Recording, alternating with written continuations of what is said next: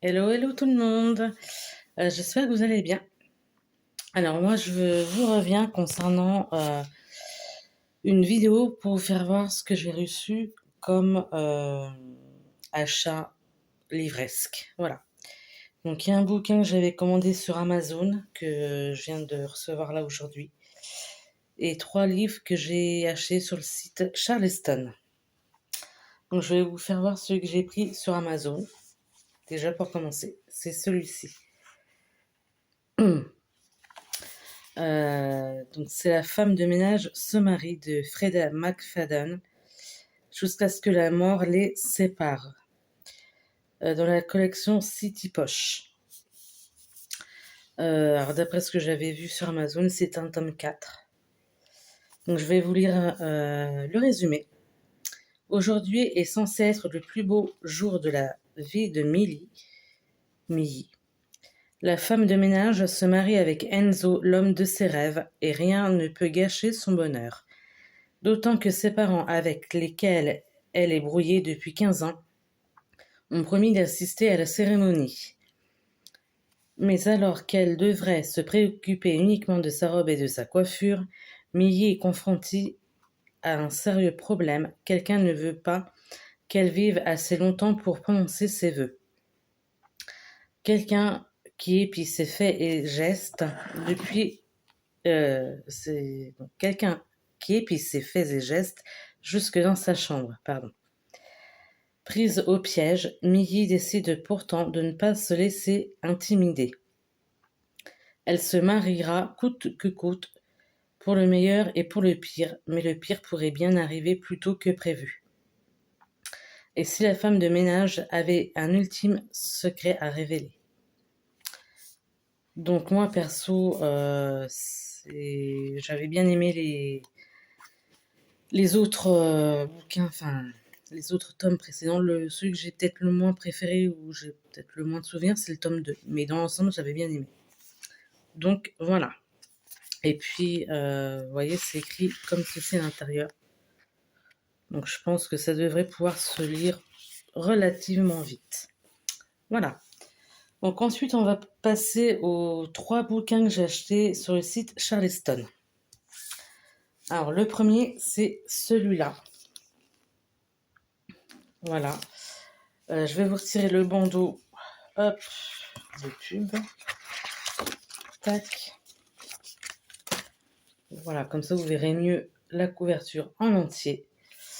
Alors, c'est un livre de Marie-Aude Mériguet qui s'appelle Les pas de côté. C'est un roman. Pareil, je vais vous lire le résumé. La vie de Zola, trentenaire établie à Paris, est un labyrinthe dans lequel elle prend toujours la mauvaise direction. Surtout depuis l'accident. À côté de ses sœurs aînées, le miracle est la parfaite. Elle reste la vilaine. Celle qui n'aurait pas dû naître, celle qui ne fait rien comme les autres. Un soir, à l'approche des fêtes de Noël, alors que Zola broie du noir, Yvonne croise sa route. Elle a 80 ans et une soif de liberté contagieuse, mais Yvonne a aussi un secret qui va les mener jusque dans un coin isolé du monde, au cœur d'une nature éblouissante de beauté, où le destin leur réserve encore bien des surprises. Porté par une écriture sensible, ce roman magistral est une ode à l'amitié, à la liberté et au pas de côté qui nous guide vers de nouveaux chemins. Beau, émouvant, addictif, une lecture qui m'a transporté du début jusqu'à la fin. Laura de @la plume de l'eau. Voilà. Ensuite, le deuxième bouquin que j'ai pris, c'est celui-ci. Voilà. Alors, un livre de Jenny Colgan qui s'appelle Minuit à la charmante librairie.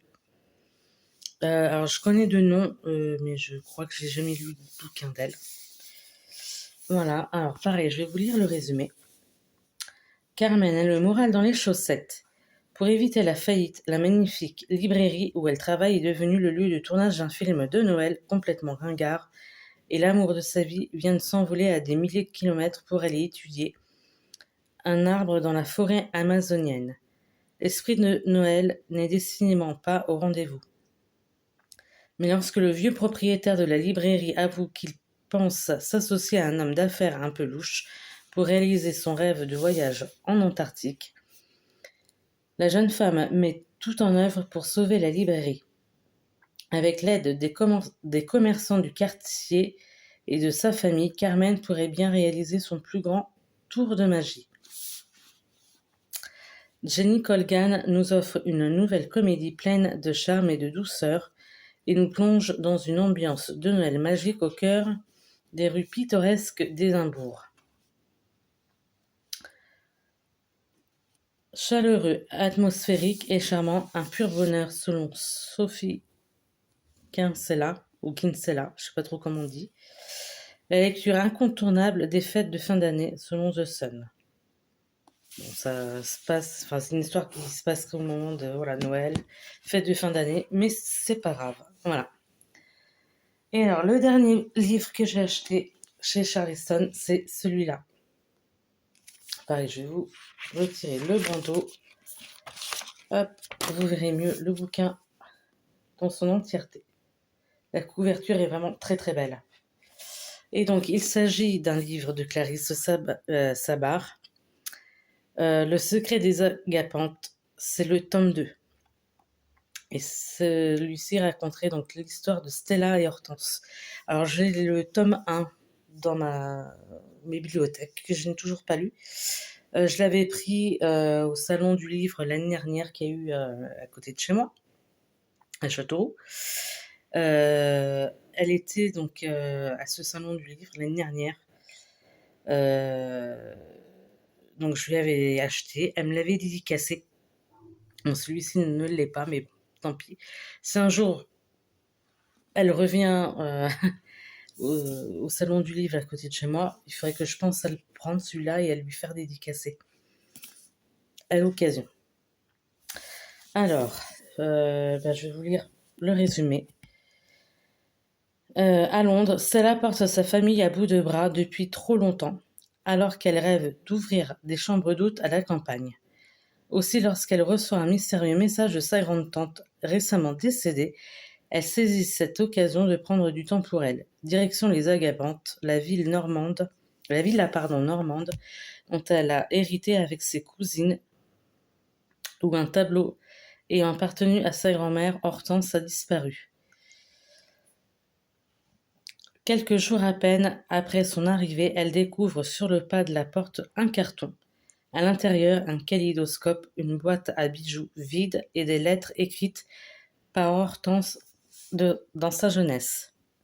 De mannequin à photographe, de Paris à Londres, en passant par New York, c'est une femme au courage infini qui se dévoile entre les lignes. Et si le mystère du tableau disparu cachait bien d'autres secrets. Des années 1930 à nos jours, Clarisse Sabart poursuit sa magistrale saga familiale avec un nouveau tome, plein de surprises et de rebondissements. Voilà, alors le premier tome, je ne sais plus, c'était quel personnage déjà? Est-ce que je vais essayer de le retrouver là? Ah oui. Donc le premier tome, donc c'était pareil, le secret des agapantes, et ça concernait au niveau des personnages Flora et Joséphine. Et là, c'est Stella et Hortense. Voilà. Eh bien, écoutez, donc, oui, c'en est tout.